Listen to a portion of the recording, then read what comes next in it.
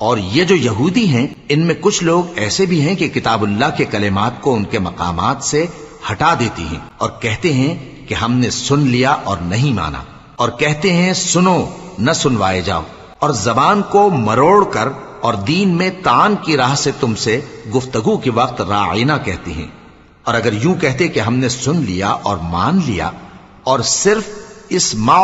और राइना की जगह उन्जुर न कहते तो उनके हक में बेहतर होता और बात भी बहुत दुरुस्त होती। लेकिन अल्लाह ने उनके कुफ्र के सबब उन पर लानत कर रखी है, तो ये कुछ थोड़े ही ईमान लाती हैं। ऐ किताब वालों, कबल इसके कि हम कुछ चेहरों को मिटा दें और फिर उनकी पीठ की तरफ फेर दें या उन पर इस तरह लानत करें जिस तरह हफ्ते वालों पर लानत की थी,